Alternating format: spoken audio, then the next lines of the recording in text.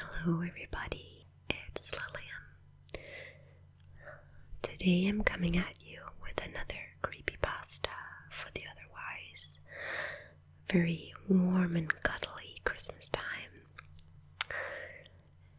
This one was requested and is called Psychosis. So I hope you enjoyed, guys, and that you are comfortably seated or laying down. Let's read. Sunday. I'm not sure why I'm writing this down on paper and not on my computer. I guess I've just noticed some odd things. It's not that I don't trust the computer. I just need to organize my thoughts. I need to get down all the details somewhere objective. Somewhere I know that what I write can't be deleted or changed. Not that that's happened. It's just everything blurs together here. And the fog of memory lends a strange cast to things. I'm starting to feel cramped in this small apartment.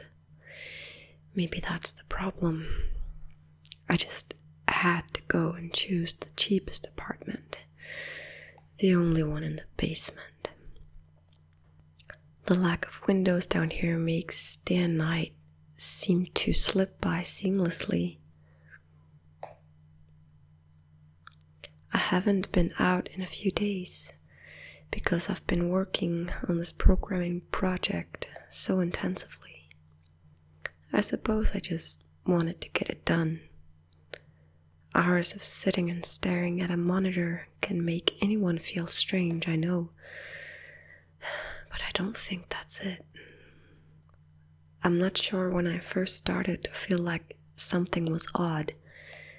I can't even define what it is. Maybe I just haven't talked to anyone in a while. That's the first thing that crept up on me. Everyone I normally talk to online while I program has been idle, or they simply have not logged on at all. My instant messages go unanswered. The last email I got from anybody was a friend saying he had talked to me when he got back from the store, and that was yesterday. I'd call with my cell phone, but reception's terrible down here. Yeah, that's it. I just need to call someone. I'm gonna go outside. Well, that didn't work so well. As the tingle of fear fades, I'm feeling a little ridiculous for being scared at all. I looked in the mirror before I went out, but I didn't shave the 2 days stubble I've grown. I figured I was just going to go out for a quick cell phone call. I didn't change my shirt though because it was lunchtime, and I guessed that I'd run into at least one person I knew. That didn't end up happening. I wish it did. When I went out, I opened the door to my small apartment slowly. A small feeling of apprehension had somehow already lodged itself in me for some indefinable reason. I chalked it up to having not spoken to anyone but myself for a day or two. I peered down the dingy grey hallway, made dingier by the fact that it was a basement hallway. On one end, a large metal door led to the building's furnace room. It was locked, of course. 2 dreary soda machines stood by it. I bought a soda from one the first day I moved in, but it had a 2-year-old expiration date. I'm fairly sure nobody knows those machines are even down here, or my cheap landlady just doesn't care to get them restocked.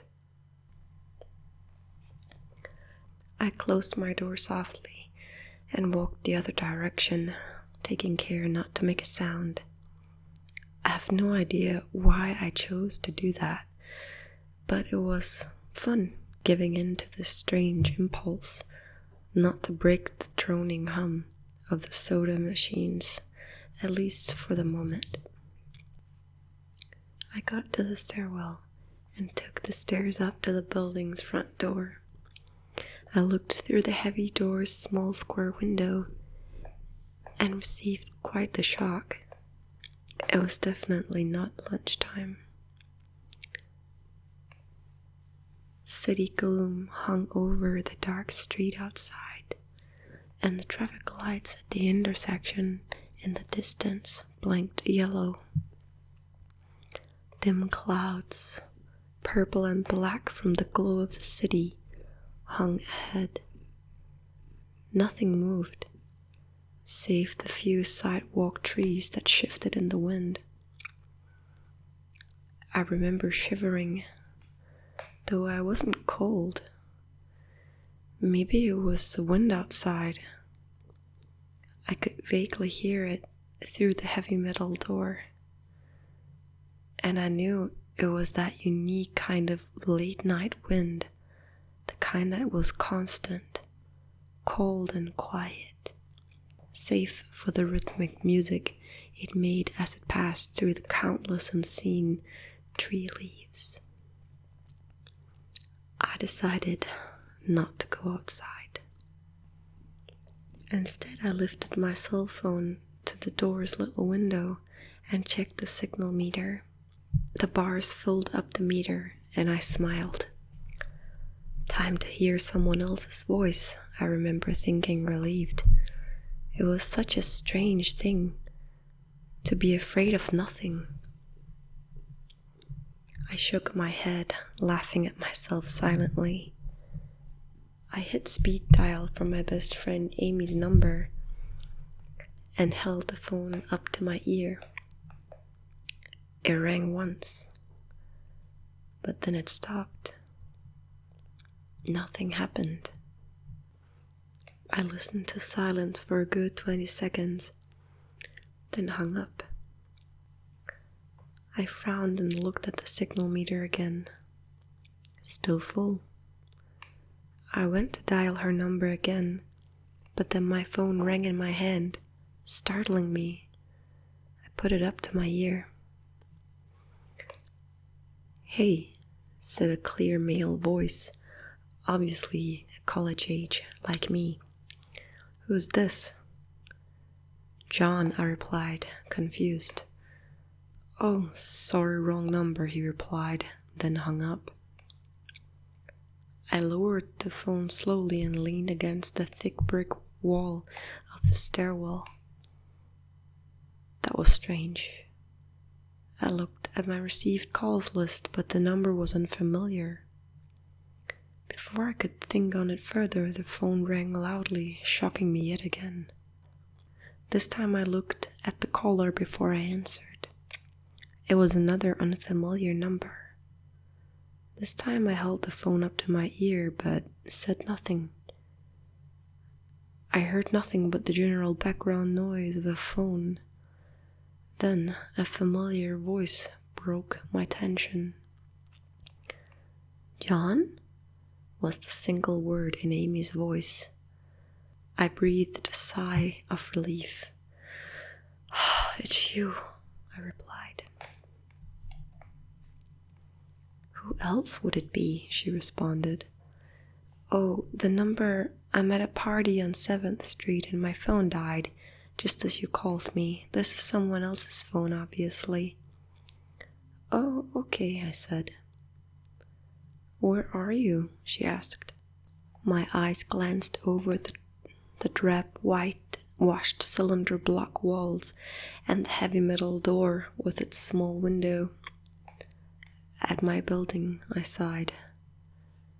"Just feeling cooped up. I didn't realize it was so late." "You should come here," she said, laughing. "Nah, I don't feel like looking for some strange place by myself in the middle of the night," I said, looking out the window at the silent, windy street that secretly scared me just a tiny bit. I think I'm just going to keep working or go to bed. Nonsense, she replied. I can come get you. Your building is so close to 7th Street, right? How drunk are you? I asked lightheartedly. You know where I live. Oh, of course, she said abruptly. I guess I can't get there by walking, huh? You could if you wanted to waste half an hour, I told her. Right, she said. Okay, have to go. Good luck with your work. I lowered the phone once more, looking at the numbers flash, and the call ended.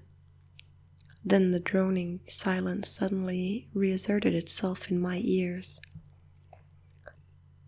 The 2 strange calls in the eerie street outside just drove home my aloneness in this empty stairwell. Perhaps from having seen too many scary movies, I had the sudden inexplicable idea that something could look in the door's window and see me. Some sort of horrible entity that hovered at the edge of aloneness, just waiting to creep up on unexpecting people that strayed too far from other human beings. I knew the fear was irrational, but nobody else was around, so I jumped down the stairs, ran down the hallway into my room and closed the door as swiftly as I could, while still staying silent. Like I said, I feel a little ridiculous for being scared of nothing, and the fear has already faded. While writing this down helps a lot, it makes me realize that nothing is wrong. It filters out half-formed thoughts and fears and leaving only cold, hard facts. It's late, I got a call from a wrong number, and Amy's phone died, so she called me back from another number. Nothing strange is happening. Still, there was something a little off about that conversation. I know it could have just been the alcohol she'd had, or was it even her that seemed off to me? Or was it...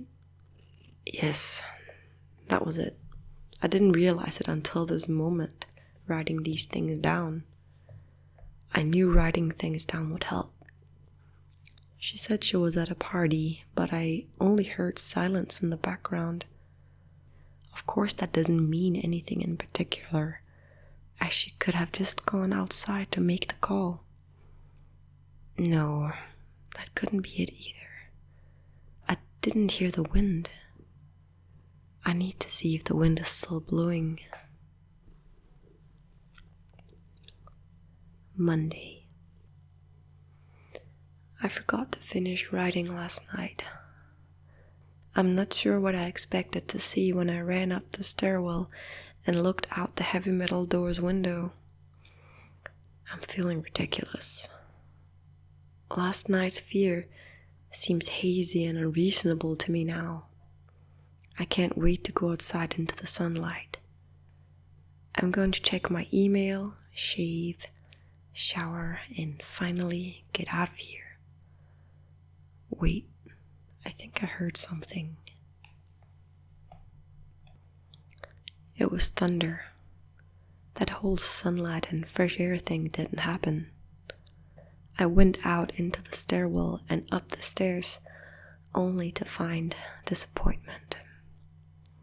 The heavy metal door's little window showed only flowing water as torrential rain slammed against it. Only a very dim, gloomy light filtered in through the rain. But at least I knew it was daytime, even if it was a gray, sickly, wet day. I tried looking out the window and waiting for lighting to illuminate the gloom, but the rain was too heavy and I couldn't make out anything more than vague, weird shapes moving at odd angles in the waves washing down at the window. Disappointed, I turned around, but I didn't want to go back to my room. Instead, I wandered further up the stairs, past the first floor and the second. The stairs ended at the third floor, the highest floor in the building. I looked through the glass that ran up the outer wall of the stairwell, but it was that warped, thick kind of that shatters the light. Not that there was much to see through the rain to begin with. I opened the stairwell door and wandered down the hallway. The 10 or so thick wooden doors, painted blue a long time ago, were all closed. I listened as I walked, but it was the middle of the day, so I wasn't surprised that I heard nothing but the rain outside. As I stood there in the dim hallway, listening to the rain, I had the strange, fleeting impression that the doors were standing like silent granite monoliths erected by some ancient, forgotten civilization for some unfathomable guardian purpose. Lightning flashed, and I could have sworn that for just a moment the old grainy blue wood looked just like rough stone. I laughed at myself for letting my imagination get the best of me.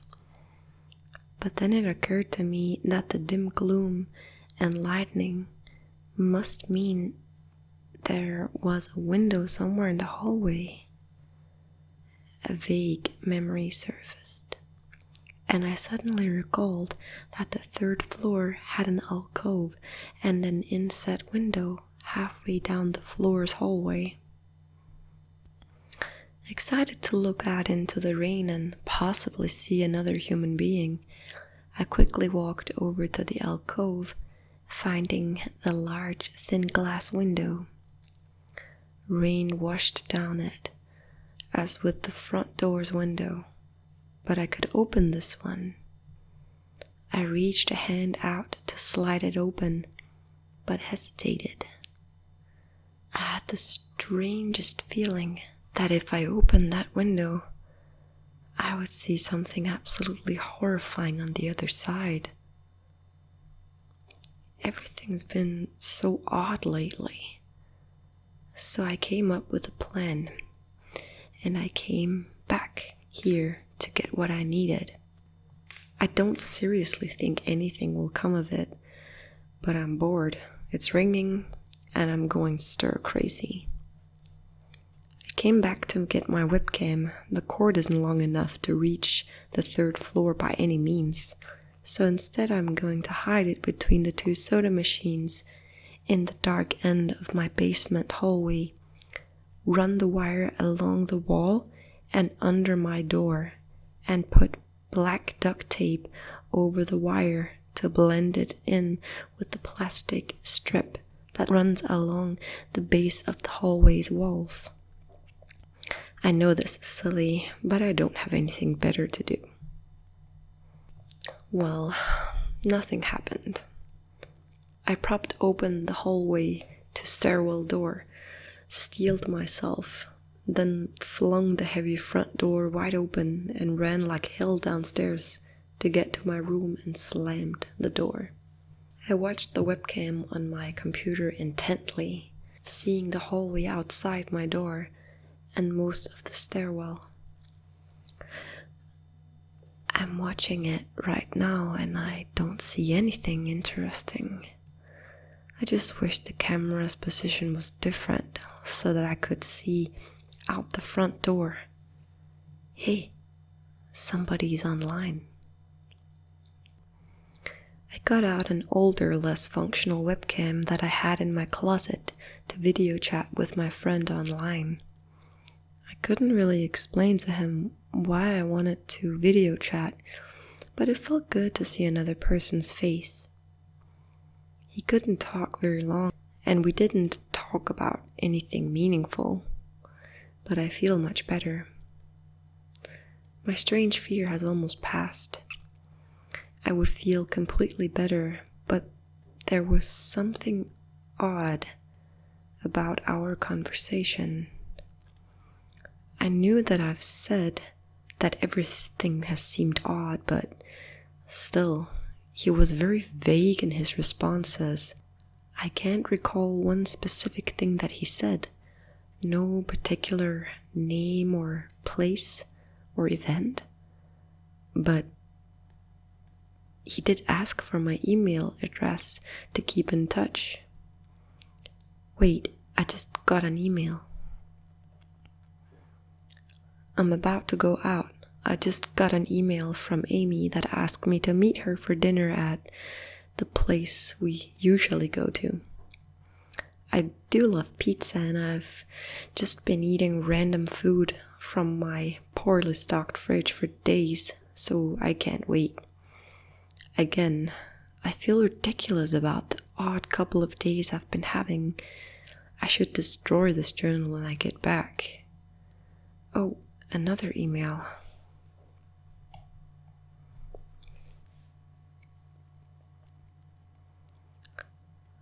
Oh my God. I almost left the email and opened the door. I almost opened the door, but I read the email first. It was from a friend I hadn't heard from in a long time, and it was sent to a huge number of emails. That must have been every person he had saved in his address list. It had no subject, and it said simply, "Seen with your own eyes, don't trust them, they."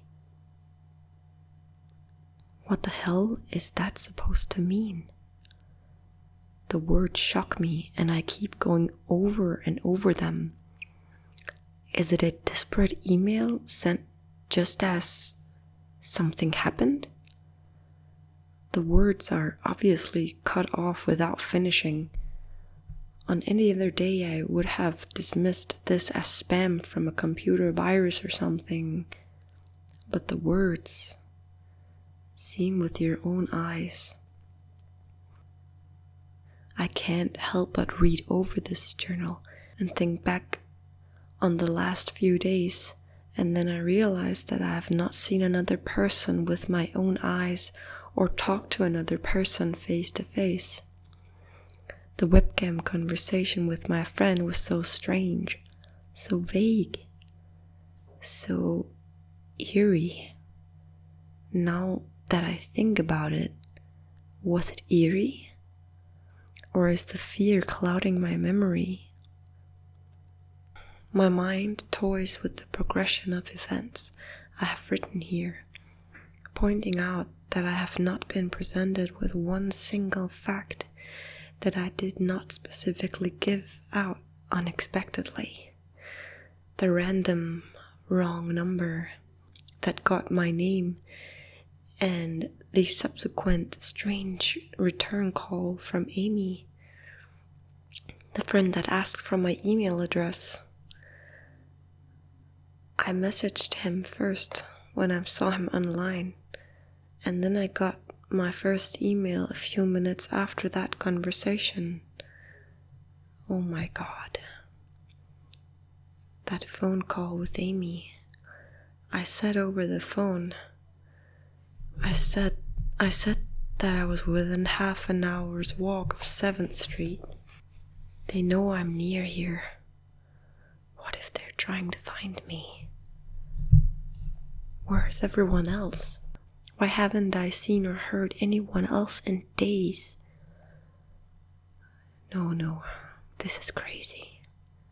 This is absolutely crazy. I need to calm down. This madness needs to end.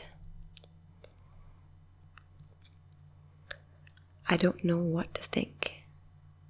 I ran about my apartment ferociously, holding my cell phone up to every corner to see if it got a signal through the heavy walls. Finally, in the tiny bathroom, near one ceiling corner, I got a single bar. Holding my phone there, I sent a message to every number in my list. Not wanting to betray anything about my unfounded fears, I simply sent, "You seen anyone face to face lately?" At that point, I just wanted any reply back. I didn't care what the reply was or if I embarrassed myself. I tried to call someone a few times, but I couldn't get my head up high enough, and if I brought my cell phone down even an inch, it lost signal. Then I remembered the computer and rushed over to it, instant messaging everyone online. Most were idle or away from their computer. Nobody responded. My messages grew more frantic, and I started telling people where I was and to stop by in person for a host of barely passable reasons. I didn't care about anything by that point. I just needed to see another person. I also tore my apartment, looking for something that I might have missed, some way to contact another human being without opening the door. I know it's crazy, I know it's unfounded, but what if? What if? I just need to be sure. I taped the phone to the ceiling in case.